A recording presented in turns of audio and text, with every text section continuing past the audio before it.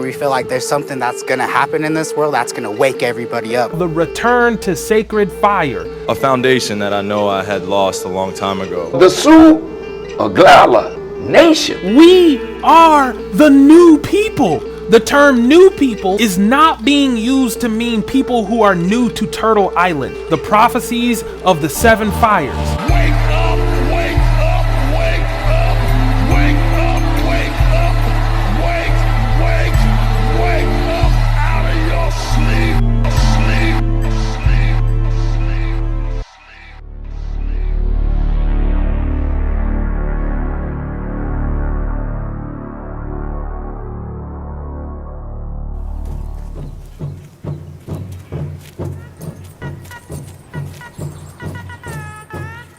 If you're watching this video, you're in for a rude awakening. How many of you know this is an awakening? This is one of the most important drops you will ever catch in the Negro identity journey.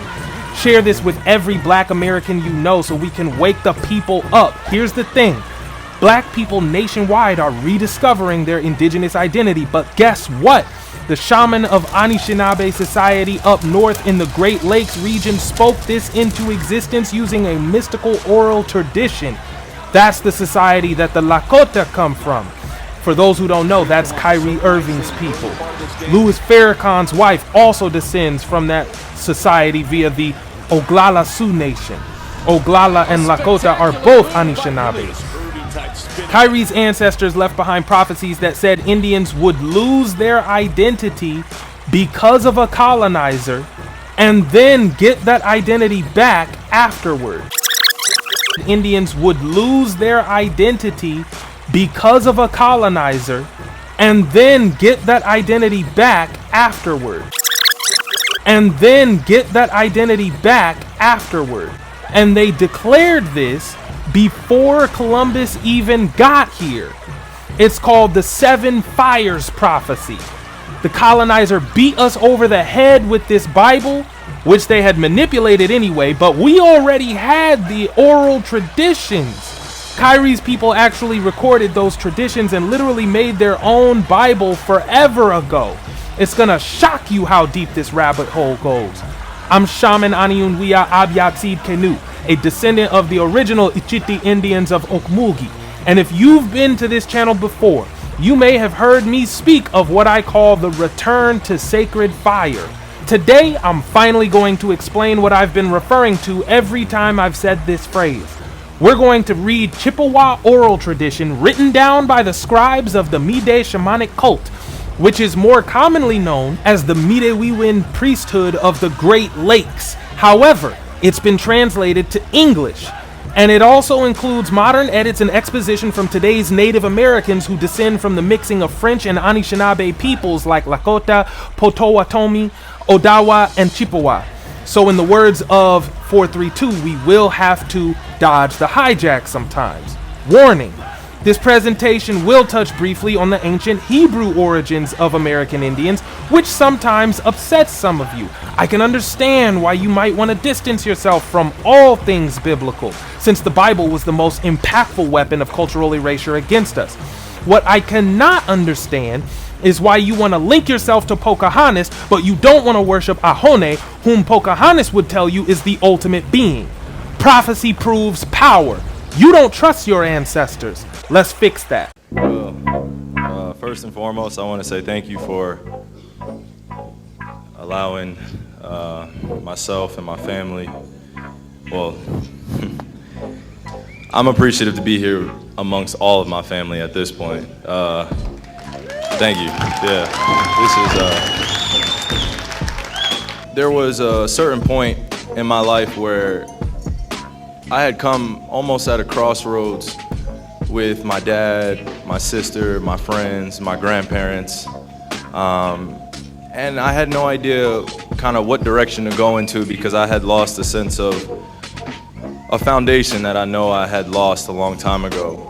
And knowing that my mom passed and left me such a powerful, empowering family, such a standing rock, as well as all the United Sioux Nation.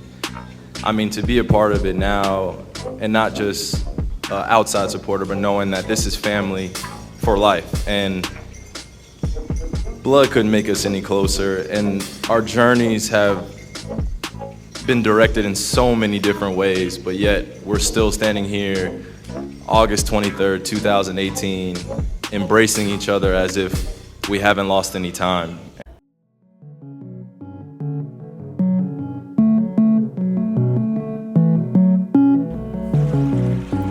The Seven Fires prophecy is an ancient Anishinaabe teaching that outlines 7 distinct eras of time. Each era is a fire because the people kept the sacred fire burning continually at the center of the capital city for years at a time.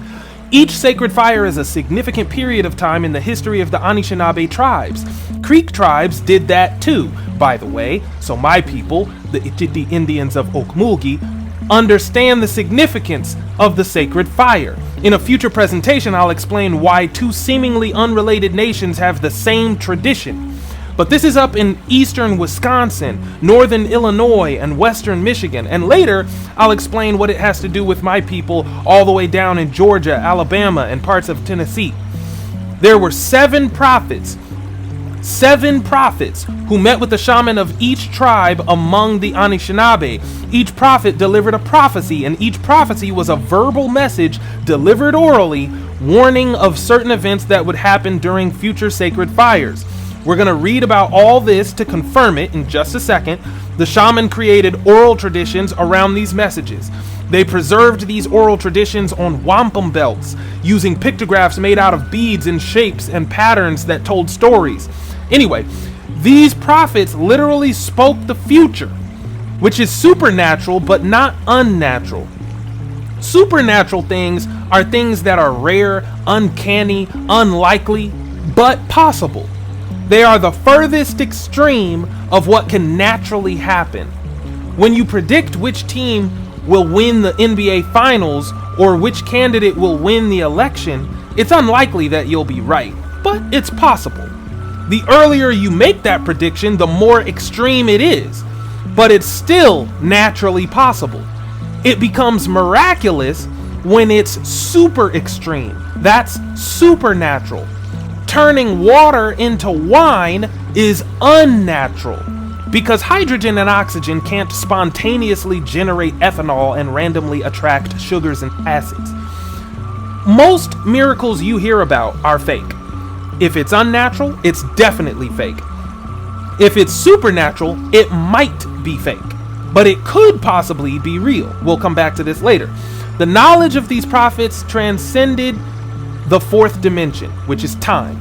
And this was only possible because the energy mysteries put these thoughts in their minds. That term, energy mysteries, is the transliteration of the plural Anishinaabe word Manitouk, which Europeans oversimplify by translating this as either gods or spirits. Manidoo is the plural of Manito, and Europeans translate Manito as either deity or spirit. Here's how the Ojibwe People's Dictionary defines Manito. A Manito, a spirit, God. That's it. The Ojibwe people didn't choose these English words. The colonizer told them that these were the English analogs of Manito when the Ojibwe were trying to explain what Manito means. But upon examining how the word is actually used, we learn that this definition doesn't really tell us anything about the real substance of the word, especially since the words spirit and God are so nebulous in the English language anyway. Those words get used for all kinds of things. In Anishinaabe cultures, the energy mysteries are what animate everything in the universe, which is why Eurocentric scholars say American Indian belief systems are animistic. If the energy mysteries animate everything, then they must be the elements. Watch this. Encyclopedia Britannica defines Manito as, quote, the spiritual power inherent in the world generally. Manitos are also believed to be present in natural phenomena, animals, plants, geographic features, weather. They are personified as spirit beings that interact with humans and each other and are led by the great Manito, the great spirit, Kichi Manito. The word was frequently used by 19th century and early 20th century anthropologists in their theories of animism, a religious system characteristic of many indigenous peoples. Dodge the hijack. Animistic shamanism is not a religion. It's a pseudoscience. It's a scientific approach to spirituality because it's not based on spiritual beliefs. It's based on real life observations. And science is the study of what you observe in real life. So in our spirituality, what we call a spirit is a thing we actually detected in real life. A religion has requirements about how you should think. You're required to think a certain way. All things are made of mystery energies that give them form via movement. They animate, which means using motion to give meaning or shape to something. All form is based on the constant energetic motion of these mysterious things called Manitouk. It wasn't until recently that Eurocentric scholars discovered that the Anishinaabe were right. All matter is made of microscopic vibrating masses held together by invisible energies. We're talking about atoms, bound together by energetic forces called bonds. Unlike the Trinity, our gods can be proven to exist using science because our gods are the elements of the universe. This video is, in fact, the first video in a series of videos that will identify the energy mysteries of the Great Spirit. In this series, you're going to learn that you cannot accept the entire Bible as truth, but be patient with me. It's okay to disagree with what I say on that because this isn't religion. Take the following information for what it is and just remember the principle of divinity, which is that prophecy proves power. Never forget that. Prophecy proves power. Why am I telling you all this? I'm telling you this because this is what the awakening is. Why do you think so many black people are rediscovering their indigenous roots all at once? And why now? It's because the time to which we were sentenced for violating the law of nature has come to an end. Our ancestors abandoned the sacred fire, so they need us to return to it. Genealogy is not only a social science, but also a spiritual one. We must all collectively return to the ancestral way of life in order to save not only ourselves, but all of humanity. But the world continues to burn because most of our people still consider us to be Africans, which means we are collectively still not returning and therefore collectively allowing the planet to burn out. That's why Unehiya's goal is to bring the debate to a national stage by getting Congress to recognize us as Indians. Even if the amendment proposal fails, we'll be legitimizing the argument, which will lead a lot of Native Americans, white people, and most importantly, other black people to acknowledge the truth too. Congressional approval will become a mere formality because whatever half the world believes will manifest halfway, but whatever most of the world believes will dominate reality. Join Unehiya and become a stakeholder, guys. Support the truth. I was up in Pine Ridge with Russell Means at the Sun Dance. One of my dearest friends. I took my wife and my son. My son knew how to go in the wilderness and build a tent where they stayed. I watched my wife. They put a blanket over her arm because she has Indian roots. And they danced. My wife had never danced. But there she was with the women In the circle. of the Sioux-Oglala Nation. And I watched my wife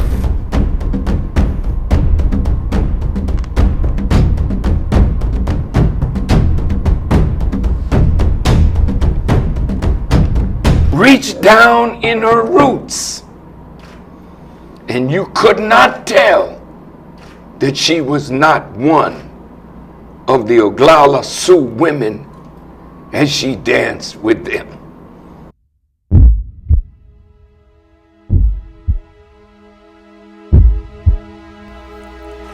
We're now finally about to read the Book of the Mishomis.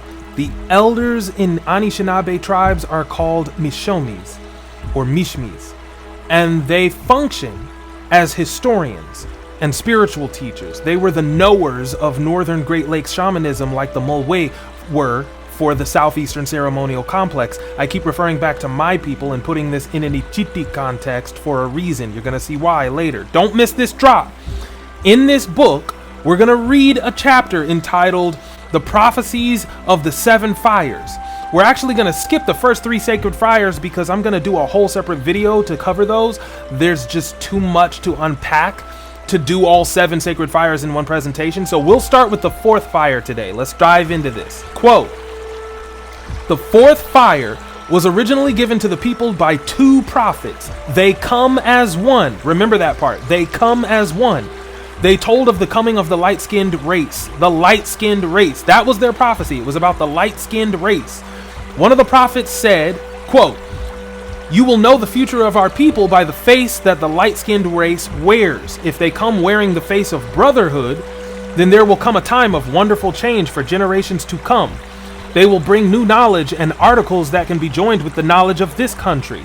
Articles as in articles of clothing, as well as technology like firearms. "In this way, 2 nations will join to make a mighty nation. This nation will be joined by 2 more, so that 4 will..." And then there's a blank here. There's a missing word. This new nation will be joined by 2 more, so that 4 will blank for the mightiest nation of all. "You will know the face of the brotherhood if the light-skinned race comes carrying no weapons. If they come bearing only their knowledge and a handshake." The other prophet said, "Beware if the light-skinned race comes wearing the face of death. You must be careful because the face of brotherhood and the face of death look very much alike. If they come carrying a weapon, beware. If they come in suffering, they could fool you. Their hearts may be filled with greed for the riches of this land. If they are indeed your brothers, let them prove it. Do not accept them in total trust. You shall know that the face they wear is one of death if the rivers run with poison and fish become unfit to eat. You shall know them by these many things." Stop right there for a second. First of all, this is 2 different prophets coming to deliver this message together.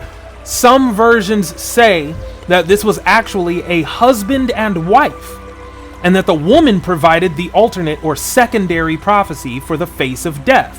That's why at the beginning it said they came as one. They're one because they're married. Now there's no credible source on that though, and another version does say that they're twins. So regardless, the light-skinned race, that's the colonizer. But we have to connect the alternate prophecy of the 4th fire, possibly what might be the wife's prophecy. We have to connect that prophecy to the subsequent prophecy of the 5th fire. I'll show you why in just a second. So the light-skinned race will come, and if they wear the face of death, they will bring suffering with them. Now, let's check the 5th fire prophecy to see what kind of suffering that'll be. Continuing. The 5th prophet said, "In the time of the 5th fire, there will come a time of great struggle that will grip the lives of all native people.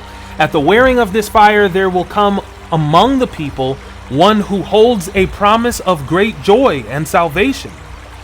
If the people accept this promise of a new way and abandon the old teachings, then the struggle of the 5th fire will be with the people for many generations. The promise that comes will prove to be a false promise. All those who accept this promise will cause the near destruction of the people." Pause. Okay, so the people who cause what's almost the destruction of the nation are not the colonizer. It identifies the agents of destruction here as those who accept this false promise from the colonizer, meaning any Chippewa Indian, any Dakota, Lakota, any Yowa, any Ho-Chunk, any Meskwaki, any Cheyenne, who adopt the ways of the colonizer to reap the rewards promised by that colonizer. Those are the people we're talking about. Certain Indians in each tribe caused the downfall of the entire Aboriginal society of the Great Lakes region, right? Because it said the suffering would come to all Native people. It said a time of great struggle that will grip the lives of all Native people. Why? Because of these few who accepted the promise. The colonizer in this situation is the French. And the Indians who accepted the promise did so out of greed. They were joining the greedy French colonizer, and the result was the loss of the teachings of the Mishomis, or Mishmis. The people abandoned the old teachings for the new way taught by the French. That was part of what it meant to accept the promise. Now, this book we're reading comes from a Native American source, so they don't want to tell you how this happened. That's why it's being vague about what accepting the promise means. The modern Native American editor is leaving out critically important context here, but the Minnesota Historical Society doesn't mind explaining it to us. Let's read that. Quote, voyageurs, travelers in French, voyageurs were men hired to work for the fur trade companies to transport trade goods throughout the vast territory to rendezvous posts. At the rendezvous points, these goods were exchanged for furs, which were then sent to larger cities for shipment to the East Coast. Many traders and voyageurs married Native American women, because they're men, and they're marrying Native American women, Indian women. Many traders and voyageurs married Native American women and were integrated into their native kinship networks, frequently trading exclusively within their particular community, because in a lot of these tribes you couldn't trade with them unless you were part of their kinship network. The French and native people lived together in an often egalitarian fashion, ate the same foods, dressed similarly, and suffered the same hardships as a result of generations of intermarriage. As a result of generations of intermarriage, cultural differences began to blur as mixed children entered the fur trade. End quote. This is called miscegenation, intermarriage or procreation as a means of ethnic cleansing. It's a form of genocide. The Indians who accepted the colonizer's promise did so by marrying them in order to profit from the fur trade, which I'll explain in greater depth in an upcoming presentation. But the point is that intermarriage led to cultural colonization, adopting French culture as a substitute for Anishinaabe cultures. And this created a growing subset of the population that was mixed. What we just read specifically says cultural differences blurred, or cultures blurred, when mixed children started participating in the fur trade. I teach many principles, but if you miss them all, remember this one. To mix is self-conquest. To mix is self-conquest. This is the Ichiti principle of erasure. To mix is self-conquest. You conquer yourself on behalf of the enemy when you procreate with someone not of your people. The old teachings would never have been lost if they recalled the law of nature and stuck to it. One tenet of the law of nature is that no species is preserved without being selected. When you choose a mate, you select a bloodline to which you give victory in this generation, and that bloodline lives to fight another day. When they chose you, the same is true. You must both be of the same ancestry for your tribe to have been selected. If either of you is outside the tribe, then the tribe was not selected. Selection must be unanimous. Otherwise, you begin the long, arduous journey toward extinction. There were only 8% of the slaves that came to America. So, how is it that there are so many more people that they claim are black or African American? I think they got the numbers wrong, because a lot of Native Americans are the ones that they're counting as black folks too.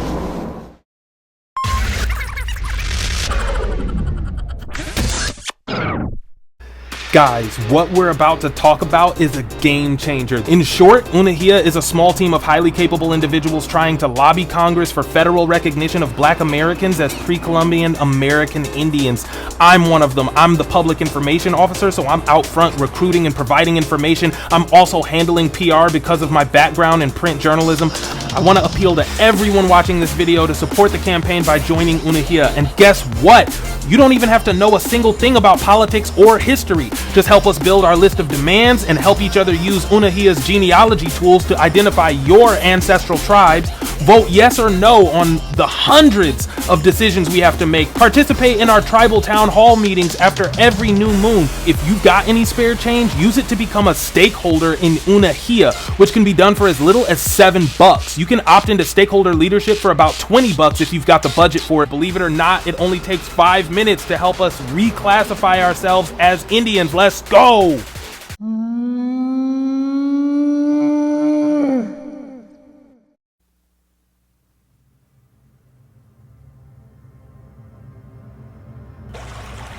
The law of nature is known by another name to many of you. Our most ancient ancestors called it Torah. Here's Moses, quoting the Great Spirit and telling the Yatzaralim, Israelites, what she said in Sefer Devarim, an ancient oral tradition recorded pictographically, now published as the Book of Deuteronomy, just like what happened to give us the Book of Mishomis from the Anishinaabe. Deuteronomy chapter 7, verses 3 and 4, quote, "Neither shalt thou make marriages with them. Thy daughter thou shalt not give unto his son, nor his daughter shalt thou take unto thy son, for they will turn away thy son from following me, that they may serve other gods, that they may serve other Manito.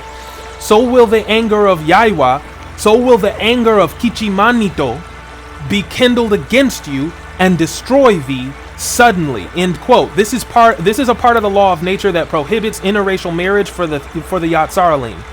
What does the word Yahweh mean? Ancient Hebrew folklore links it to the word chai, which is the be verb in Hebrew, to be. What Hebrew folklore am I talking about? I am that I am. Exodus 3:14, I am that I am. Moses asks what Yahweh's name is so that he can tell the people which deity has sent him to them. This is the answer. Quote, "And Elohim said unto Moses, I am that I am. And he said, Thus shalt thou say unto the children of Yatzarael, I am hath sent me unto you." End quote. I am that I am is Eye Asher Eye, but Yahweh also shortens it to just Eye, I am. That's a conjugation of chai, to be. To be is to exist, and the modern Hebrew word for existence is hewaya.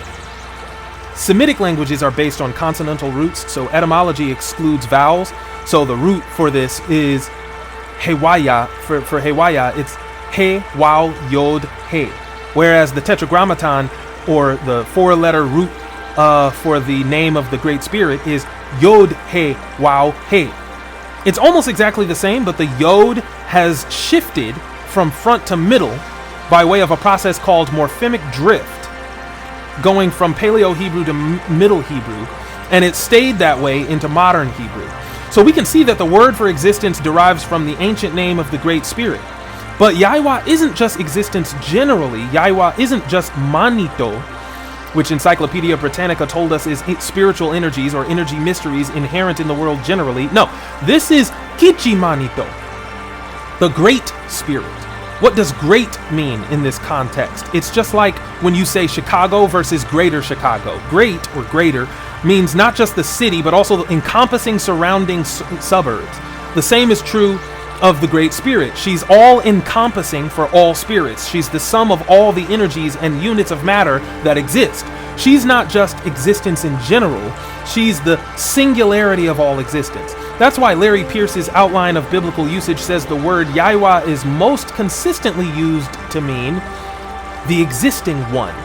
But he only included the word one to account for the inherent emphasis on oneness or singularity for this word Yahweh, because we get that all the time. It's constantly using singular pronouns. What it should say is the one existing, as in the one existence that we all share. A spirit is just a piece of existence. Since you exist, you have your own share of the greater existence. That's your spirit. Kyrie Irving's people call that Wakanda. It's your own personal part of existence. It's you existing. The greater existence is Wakantanka.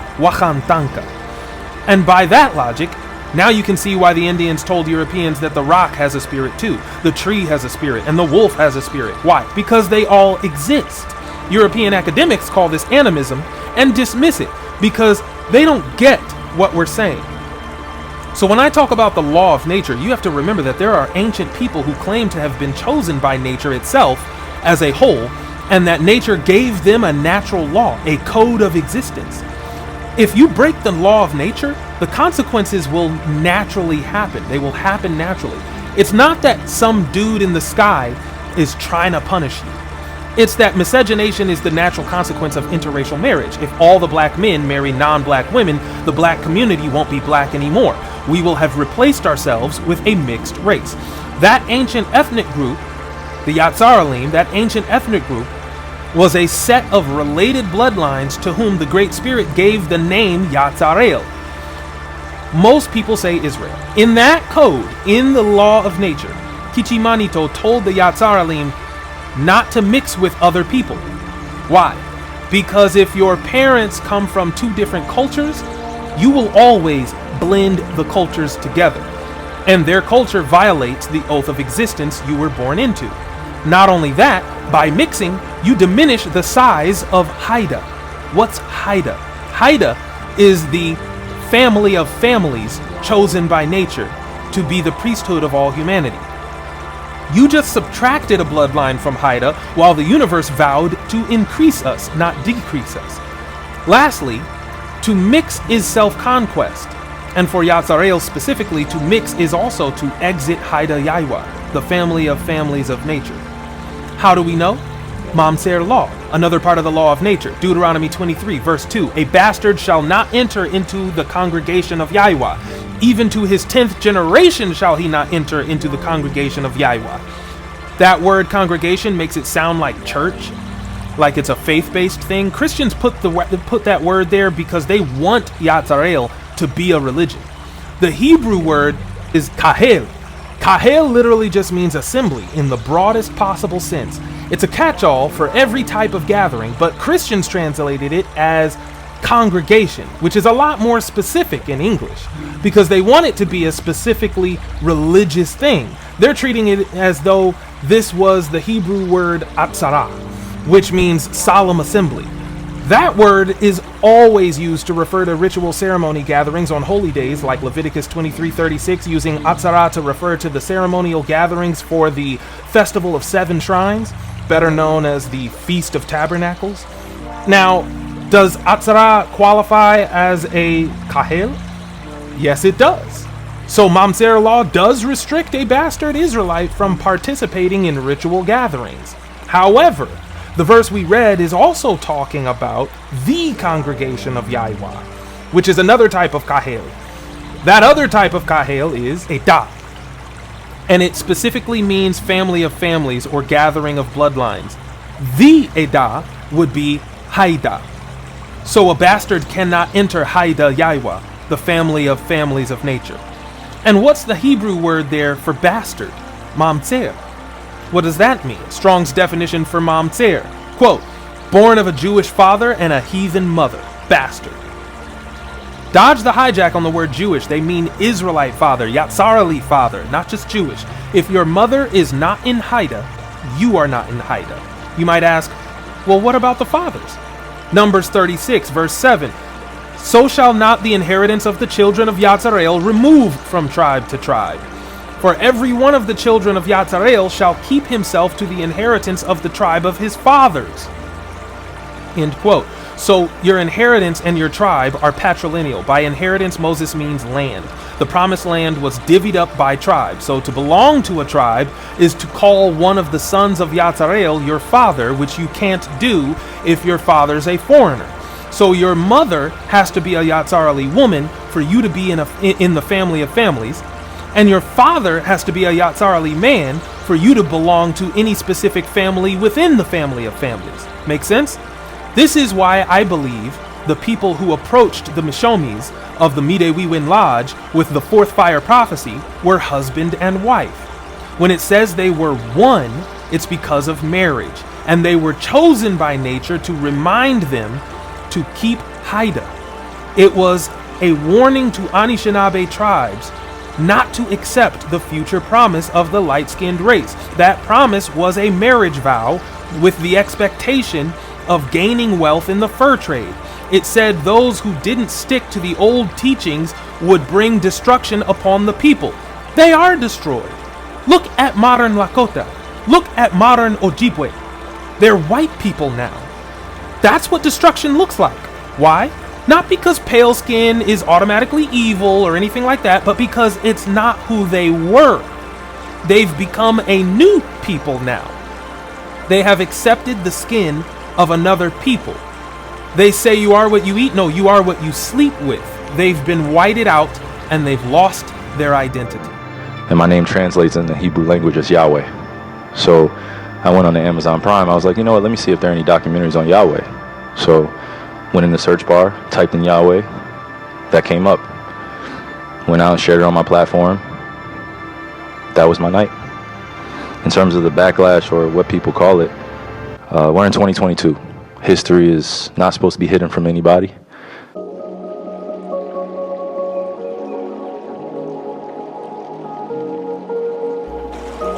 Okay, so now we're gonna have to skip the 6th fire prophecy because that needs its own video too. Right now, we're gonna jump to the 7th fire because this is actually what we came here for. We're also gonna omit the author's exegesis because I wanna cover that separately too. Okay, quote, "The 7th prophet that came to the people long ago was said to be different from the other prophets. He was young and had a strange light in his eyes. He said, 'In the time of the 7th fire, new people will emerge.'" Y'all ain't ready for this. "In the time of the 7th fire, new people will emerge. They will retrace their steps to find what was left by the trail. Their steps will take them to the elders, who they will ask to guide them on their journey." What? "But many of the elders will have fallen asleep." What? "They will awaken to this new time with nothing to offer. Some of the elders will be silent because no one will ask anything of them. The new people will have to be careful in how they approach the elders." What? "The task of the new people will not be easy." Okay, cut it right there. This is huge. We gotta identify two things. We gotta identify the new people, and we need to understand what's up with the Mishomis or Mishmis being asleep and then awakening to this new time with nothing to offer. First of all, the new people, whoever they are, these new people find their way to the Mishomis, to the elders, by retracing their own steps to find what was left by the trail. What? Brothers and sisters, we are the new people. We're in the 7th fire right now, and we're retracing our steps because we're trying to find our identity. Retracing our steps means retracing our history, and our steps are leading us back to the Native Americans. Now, I know what you're thinking. How can we be the new people if we're the ones who've been here this entire time? Which, you're right, that's us. We're the ones who have been here the entire time. So how are we the new people? The term new people is not being used to mean people who are new to Turtle Island. And we know it doesn't mean that because it says that retracing our steps leads us back to the Mishomis. How can I go back to elders I've never met? If I've never been with you before, how do I wind up at your doorstep by retracing my own steps? No, it's because we're from here, but we have become a new people. We became African Americans. There has never been any such thing as African Americans. That's the newest ethnic identity on the planet. I did a presentation already where I showed you that this identity was created in the Harlem Renaissance. Renaissance as in rebirth. I showed you proof that it wasn't the culture that was reborn because this Afrocentric culture never existed before. The Negro was reborn. We purposely reinvented ourselves to identify as Africans. We became a new people. The young prophet explained to the Mishomis what he was seeing in the future. Best way he could describe it was to say that a new people would find their way back to the elders because, from what he can tell, they are new people, but at the same time, uncovering their own history leads them back to the Mishomis. We can't make progress with Native Americans because we offend them by self-identifying. They accuse us of stealing their cultures. That's why we have to be careful in how we approach their elders. Do you see it yet? Who among you has eyes to see and ears to hear? Talk to me in the comment section if you genuinely know who you are. Your awakening is the return of the sacred fire. Keep reading.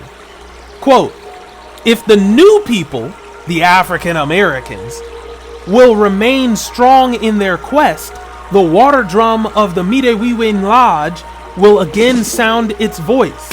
There will be a rebirth of the Anishinaabe Nation and a rekindling of old flames. The sacred fire will again be lit. Get out of here. It is this time that the light-skinned race will be given a choice between two roads.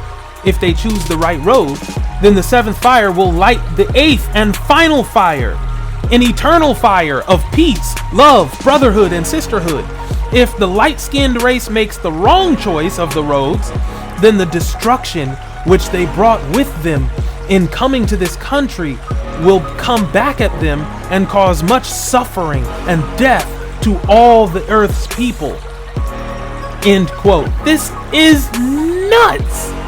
Because this aligns perfectly with the prophecies of the Tanakh. Even the Native Americans don't keep the sacred fire going anymore. When we revive this tradition, we will be returning to the sacred fire. Sefer Yehezkiel, the book of Ezekiel, describes a vision of the future temple of the greater existence, Yahweh, Kichimanito. And the description stretches from chapter 40 to chapter 48. Ezekiel 41 verse 1, afterward he brought me to the temple and measured the post 6 cubits broad on one side and 6 cubits broad on the other side, which was the breadth of the tabernacle. Okay, so we read that just to establish that we're talking about the sacred temple of the greater existence.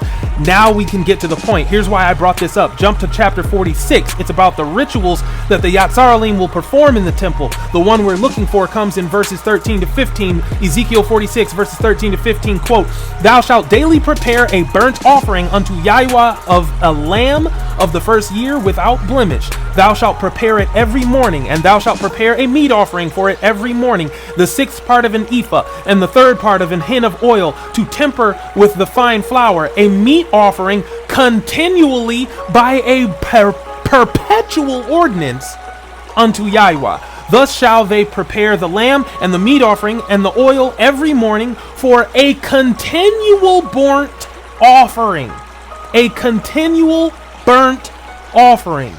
This is a continual fire that our shaman must keep burning every day. We will do this in the future, but we already had this ritual before Yehezkiel was even alive. It was in Torah. Numbers 28 verse 6. It is a continual burnt offering which was ordained in Mount Sinai for a sweet savor, a sacrifice made by fire unto Yahweh. It's a Hebrew tradition. That's why the Anishinaabe tribes all did this. All the so-called 5 civilized tribes also did this. Here's the University of Arkansas Archaeological Survey website. They have a basic informational page on sacred fire among the southeastern nations. Quote, fire has a special symbolic quality among southeastern Indians. This is my people we talking about now. Among whom it is regarded as the middle world manifestation of the power of the sun. The sacred fires European explorers witnessed burning in temples on the elevated surfaces of earthen platform mounds were literal embodiments of the power of the sun within Indian communities. Sacred fires were fed by 4 logs oriented to the cardinal directions. The 4 winds, people, the 4 winds. Offerings of animal fat, grain, or tobacco were placed in sacred fires during the most important community ceremonies. The fragrant smoke rising from the fire and dissipating into the air carried the community's intentions to above-world deities. Get out of here! What? Does that not sound like what we just read in Numbers? Do you understand what I'm showing you? We have a long-standing tradition of sacred fires burning in temples and receiving animal offerings on holy days. The savory fragrance of the smoke is a way to appeal to the greater existence. More importantly, Native Americans are our mixed descendants with Europeans. They are not Asians. They come from us. But we deliberately mixed with Europeans, which led to our downfall because the mixed Indians betrayed the full bloods. I've done presentations on that already. Nevertheless, Native Americans throughout all the tribes, we're talking about, Native Americans throughout all the tribes we're talking about right now are actually awaiting the return of the sacred fire. Even the Apache, Navajo, and Hopi who live on the Navajo reservation believe that a great spiritual awakening is underway right now. We're looking out west into the Great Plains now, and I'm showing you examples. The Anishinaabe Mishomis are expecting a new people to come to them and usher them into the 8th fire. Those elders have nothing to offer us because they're just as asleep as we've been all this time. We're the ones who are supposed to wake them up. They don't believe we're Indians because they don't recognize their ancestors. We are their ancestors. The Anishinaabe elders were called Mishomis among Chippewa, and Mishomi just might correlate with the Hebrew word Mishmi. Mishmi, which means from my name.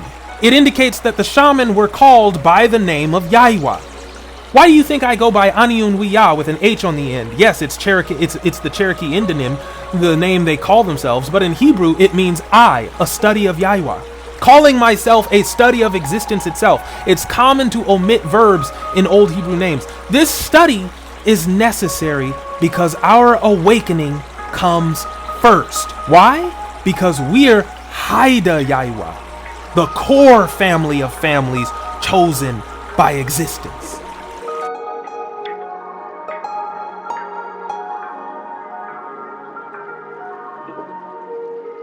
We were the first ones here to walk this earth. The Kachina is a spirit that we pray to. Hopi is just so sacred out there. You will never see nobody doing this. Hopi is just not on the reservation. Hopi's been everywhere ever since the beginning of time. You're Hopi? Yes. And I'm part of the Eagle clan, one of the top clans out on Hopi.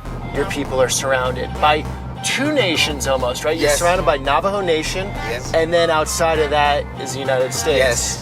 You're very much in tune with what's going on in the world. You told me that. Yes. You feel like there's something fundamentally wrong right now. Yeah, yes, that is. And that's a lot of Hopis feel that, or is it just case by case? Yep, even Jaden feels it too as a kid. Yeah, he feels it that there's something going on in this world, or we feel like there's something that's gonna happen in this world that's gonna wake everybody up.